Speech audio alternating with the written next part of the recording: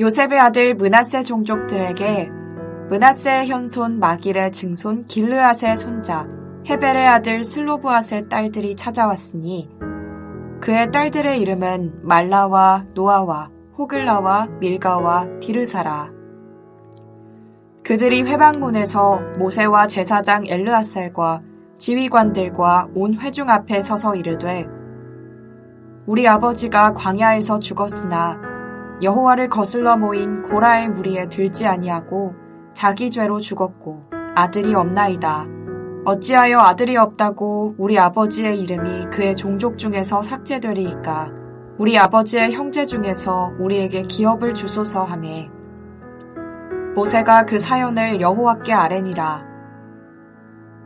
여호와께서 모세에게 말씀하여 이르시되 슬로브앗의 딸들의 말이 옳으니 너는 반드시 그들의 아버지의 형제 중에서 그들에게 기업을 주어 받게 하되 그들의 아버지의 기업을 그들에게 돌릴지니라. 너는 이스라엘 자손에게 말하여 이르기를 사람이 죽고 아들이 없으면 그의 기업을 그의 딸에게 돌릴 것이요 딸도 없으면 그의 기업을 그의 형제에게 줄 것이요 형제도 없으면 그의 기업을 그의 아버지의 형제에게 줄 것이요 그의 아버지의 형제도 없으면 그의 기업을 가장 가까운 친족에게 주어 받게 할지니라 하고 나 여호와가 너 모세에게 명령한 대로 이스라엘 자손에게 판결의 규례가 되게 할지니라.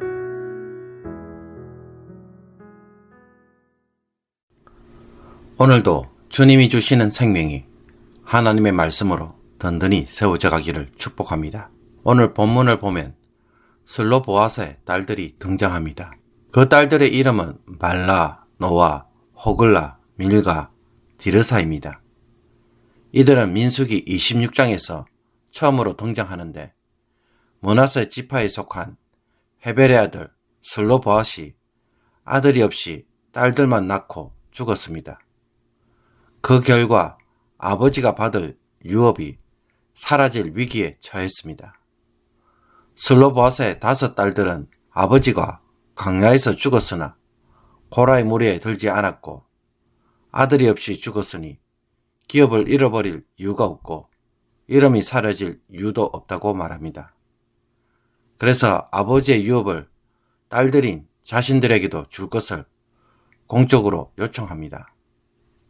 그들은 이 문제를 회막문 앞에서 모세와 제사장 엘르아살과 지휘관들과 온 회중 앞에서 제기합니다.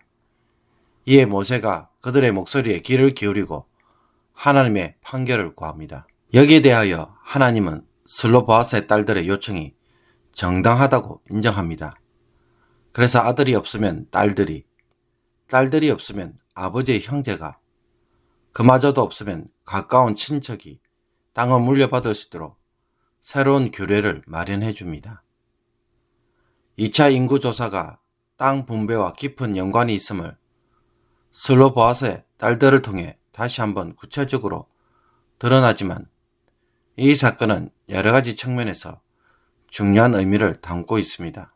첫째는 땅 분배에 대해 슬로보앗의 딸들이 불평과 불만을 가지고 모세에게 대적하는 것이 아니라 공식적으로 요청하여서 이 문제를 풀어가고 있다는 것입니다. 그 세대는 문제가 생길 때마다 불평부터 시작하면서 모세와 싸우고 지도자들을 뒤흔드는 일을 하였습니다. 그러나 슬로보앗의 딸들은 그렇게 하지 않았습니다.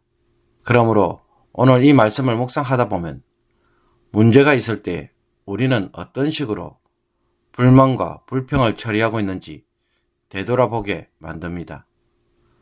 우리는 어떤 문제를 공적으로 제기할 수 없을 때 뒤에서 이런저런 불평을 늘어놓을 때가 많습니다.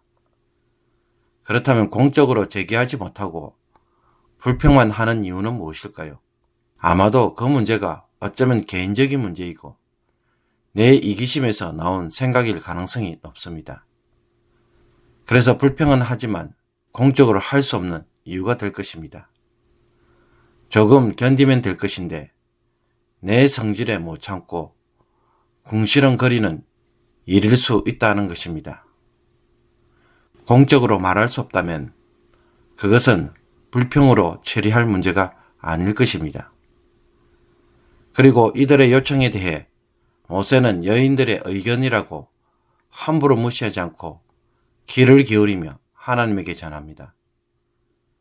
지금까지 이렇게 해왔으니 관행이나 전통을 앞세워 묵살하지도 않고 자기 생각대로 판단하여 돌려보내지도 않았습니다. 모세의 이런 태도를 보면서 우리는 문제 중심의 사고나 습관을 따라 처리하는 모습을 되돌아보게 됩니다.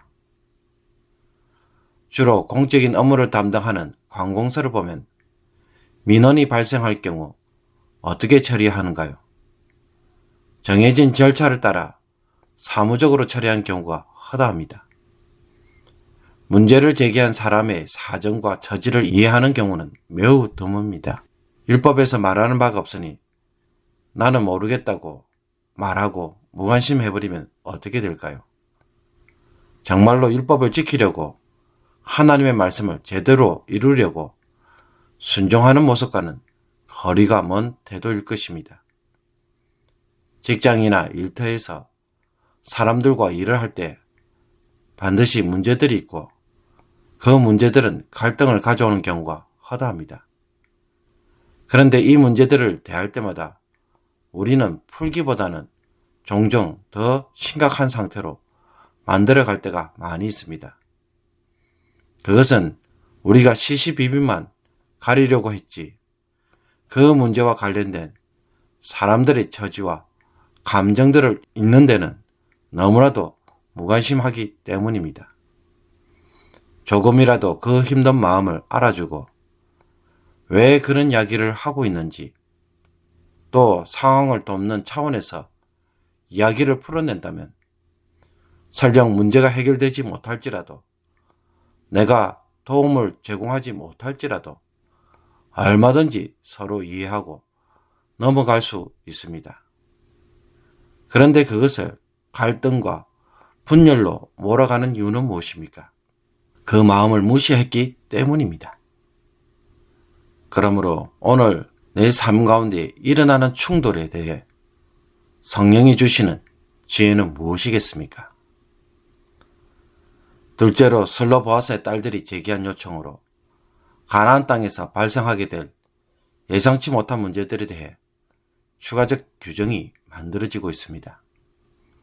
이것은 시내산에서 주어진 율법이 새로운 시대를 맞이하면서 수정 보완이 될 필요성을 보여줍니다. 하나님은 처음부터 이스라엘 백성들로 하여금 완벽한 율법 체계를 주신 것이 아님을 알 수 있습니다. 민수기 27장부터 30장까지는 율법을 준행하는 데 있어서 제도적 보완책이 필요하다는 것을 보여주고 있습니다. 그렇다면 이것은 무엇을 의미하는 것입니까? 하나님은 우리에게 완벽한 율법을 만들어 놓고 그 속에 우리를 짜맞추려고 하시는 것이 아님을 보여줍니다. 그것보다는 하나님의 말씀을 기반으로 새로운 상황과 조건에 맞춰 실천해가며 하나님의 판결을 구하는 것을 선하게 여기심을 보여줍니다. 이런 상황에서는 이 말씀을 어떻게 해야 할지 하나님에게 묻고 그 속에서 고민하며 율법을 통한 하나님의 뜻이 확장되는 것에 하나님은 매우 민감하게 반응하시는 것을 보여줍니다. 그러므로 우리가 매일 말씀을 읽고 순종하려고 묵상하는 일은 하나님에게 어떻게 보일까요? 정말 선하고 아름다운 것입니다. 슬로보아스의 딸들에 대해 하나님은 정당한 것으로 인정하시고 새로운 판례를 기꺼이 만들어 주십니다. 거룩한 질문에 대해 하나님은 기뻐하시고 구체적으로 실천할 수 있도록 우리의 길을 인도해 주시는 것입니다. 성경은 우리의 모든 삶에 대해 어떻게 해야 할지 일거수일투족을 다 담고 있지 않습니다. 성경은 우리를 향한 하나님의 뜻과 구원의 도리를 우선적으로 가르쳐주고 있기 때문입니다. 그러므로 말씀을 기초로 삼고 그것을 묵상하면서 실천을 통해 완성해 가는 것이 우리에게 필요합니다. 하나님은 이 지혜로 우리가 세상을 해쳐가기를 원하시고 그것이 하나님에 대한 적극적인 순종의 모습입니다.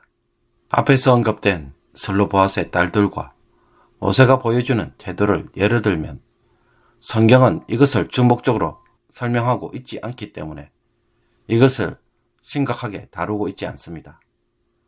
그러나 우리가 말씀대로 살려고 할 때에 이와 유사한 상황을 만나기에 여기에 답을 필요로 할 때가 많이 있습니다. 그때 성령님께서는 그런 상황에 처해 있는 성경의 인물을 통해 그 지혜를 주시고 인도해 줍니다. 말씀대로 살고자 하는 자들에게 성령님께서는 말씀 자체가 말하고 있지는 않지만 그 말씀 속에서 지혜를 들려주시는 것입니다. 끝으로 슬로보아스의 딸들이 보여주는 용감한 요청과 실행은 하나님의 말씀을 맹목적으로 순종하거나 혹은 억지로 적당하게 순종하는 것이 아님을 보여줍니다. 이 딸들은 율법이 말하는 것이 무엇이며 그것을 실천하기 위해서는 어떻게 돼야 할지 너무나도 잘 알고 있었습니다. 그래서 그것을 알고만 있는 것이 아니라 공개적으로 요청했던 것입니다. 그렇다면 나의 말씀 묵상의 삶은 어디까지 이어져야 하겠습니까? 그동안 말씀 묵상을 하면서 교훈을 듣고 아는 것에만 그치고 있지는 않았습니까? 말씀 묵상을 해야만 한다는 의무나 단순한 습관에 만족했던 것은 아닐까요? 슬로보아스의 딸들처럼 삶에서 구체적으로 적용되기 위해서는 어떻게 해야 할지 과감하게 행동하는 모습을 성령님께서는 오늘 요구하고 있습니다. 개인적으로 구체적으로 실천하기 위해 오늘 내가 할 일은 무엇인지 매일 일기에 적고 실천해 나갈 수 있는 저와 여러분이 되기를 주님의 이름으로 축복합니다. 기도드리겠습니다. 우리의 기도에 언제나 귀를 기울이시고 들어주시는 하나님, 철없이 불평과 불만으로 외치는 자들이 아니라 슬로보아스의 딸들처럼 하나님의 지혜를 구하는 겸손한 태도로 기도하게 하여 주옵소서. 일터에서 사람들과 충돌이 일어나고 문제가 일어날 때마다 오늘 이 말씀을 기억하며 사람들의 마음과 처지와 감정을 먼저 읽고 귀를 기울이게 하여 주옵소서. 그 마음을 먼저 헤아릴 줄 아는 사람이 되게 하여 주옵소서. 그래서 하나님 앞에서 기도하는 중에 성령의 지혜를 얻게 하여 주시며 내 방식, 내 방법, 내 지혜로 함부로 판단하지 않게 하여 주옵소서. 슬로보아스의 딸들처럼 하나님의 말씀을 따라 살기 위해 어떻게 삶에 적용해야 할지, 순종해야 할지 고민하는 마음을 주옵시며 모든 성도들이 말씀 묵상을 통해 순종하는 일에 더욱 힘쓰게 하여 주옵소서. 순종을 통하여 약속된 복을 누리는 삶으로 반드시 이어지게 하여 주옵소서. 예수 그리스도의 이름으로 기도하옵나이다. 아멘.